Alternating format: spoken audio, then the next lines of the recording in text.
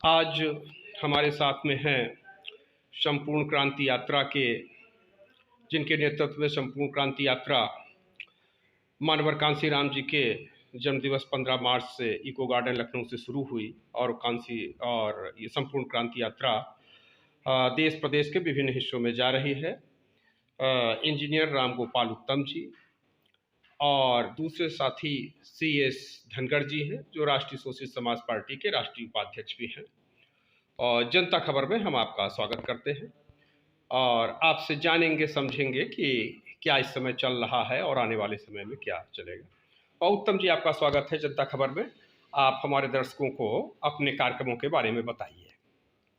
संपूर्ण क्रांति यात्रा जी का मुख्य उद्देश्य है जी कि जो श्रमजीवी समाज है जी उसको भी जीने का हक मिले। जी इन सरकारों ने जी स्वतंत्रता के बाद थोड़ा तो सुधार आया, देश में आम जन को थोड़ी राहत मिली, लेकिन धीरे धीरे सरकारों की अय्याशी और उन जनता के ऊपर लादा गया टैक्स इस कदर बढ़ गया है कि अब आम जनता और मुख्य रूप से श्रमजीवी समाज, जिसमें किसान, मजदूर, छोटे दुकानदार और मिस्त्री कारीगर हैं, उनकी हालत बहुत ही खराब है।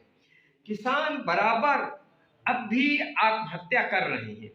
तो संपूर्ण क्रांति यात्रा का मुख्य उद्देश्य है कि हम किसानों, मजदूरों और तमाम शोषित वर्ग, श्रमजीवी शोषित वर्ग को जगाकर और संगठित कर उनके हक की लड़ाई लड़ेंगे।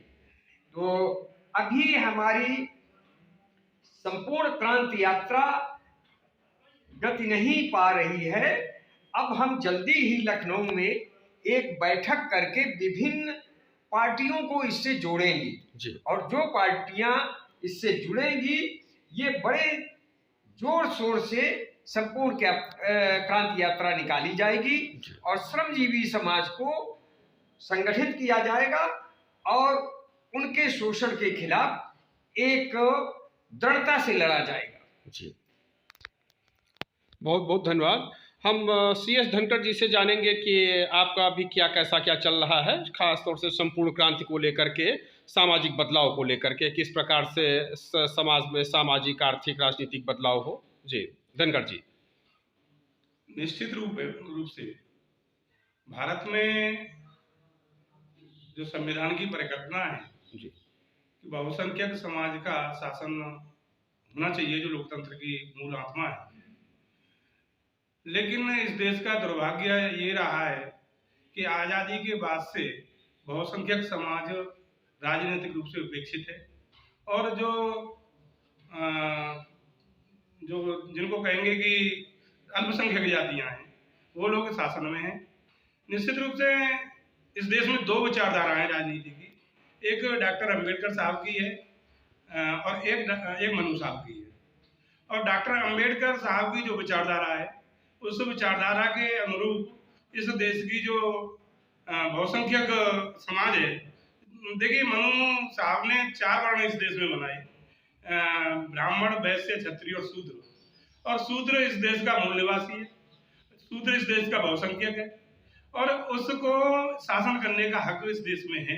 लेकिन उनके जो अब तक के नेता रहे हैं या मनुवाद से पोषित पालित राजनीति रही है, उससे वो अपना वर्चस्व राजनीति में कायम नहीं कर पा रहे हैं।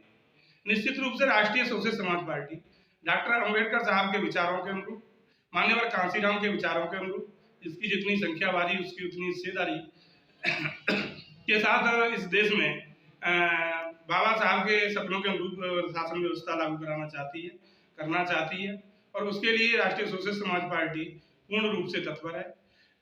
मैं ये भी कहना चाहता हूँ कि इंजीनियर साहब ने जो अभी इस संपूर्ण क्रांति यात्रा का जो वर्णन किया है, निश्चित रूप से इस देश को संपूर्ण क्रांति की आवश्यकता है, जिसके अगुआ हमारे सम्मानीय अध्यक्ष जी इंजीनियर साहब हैं। और मैं ये चाहता हूँ कि इस देश के हर एक नागरिक को, जो उपेक्षित, शोषित, वंचित समाज से आता है, उसको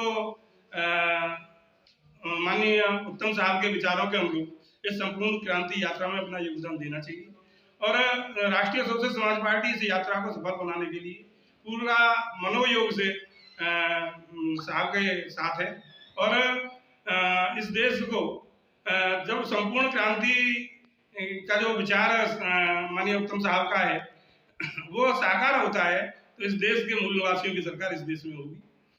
अभी एक घटनाक्रम देखा गया है कि राहुल गांधी की सदस्यता खत्म की गई है और अभी जो ये संसद का ये चल रहा है सत्र, उस सत्र को मूल चीजों से हटा करके कांग्रेस बनाम भाजपा किया जा रहा है, जबकि इस संसद में जो चर्चा होनी चाहिए थी वो जातीय आधारित जनगणना की होनी चाहिए थी, इस देश में व्याप्त भ्रष्टाचार बेरोजगारी की होनी चाहिए थी, लेकिन उन मुद्दों से ध्यान हटाया गया है। देखिए अभी एक काव्य ग्रंथ, ये क्या नाम है, श्री रामचरितमानस के विषय में कुछ इस देश की राजनीति में चर्चा हुई तो उसमें हमारे बहुत अच्छे विचारक और इस उत्तर प्रदेश सरकार में मंत्री रहे स्वामी प्रसाद मौर्य साहब की कत्ल के लिए, हाथों को काटने के लिए, पैरों को काटने के लिए, उन संतों को भगवान की दृष्टि से इस देश में पेश किया जाता है, उन लोगों ने आतंकवादियों जैसी भाषा बोली है।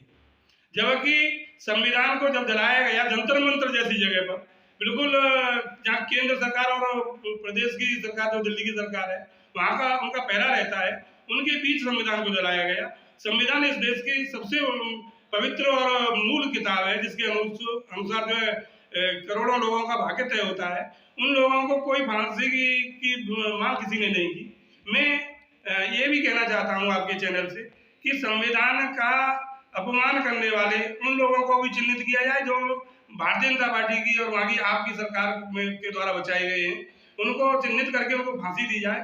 और जब एक काव्य ग्रंथ जो जिसको कुछ ही लोग मानते हैं उसके बारे में बात कहने पर करोड़ों रुपए की बात होती है कि हाथ काट दो, पाँव काट दो, आंख निकाल लो, कान काट लो, इस तरीके की बातें होती है। तो संविधान तो इस देश की मूल आत्मा है।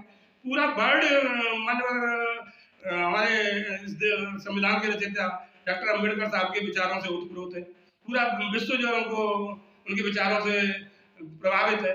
ऐसे महामानव के द्वारा लिखित इस देश के संविधान को की बेइज्जती होती है तो मैं सोचता हूँ कि डॉक्टर अम्बेडकर साहब के की बेइज्जती होती है। इस देश के जो बहुसंख्यक समाज है, शुद्ध समाज, उसकी बेइज्जती होती है।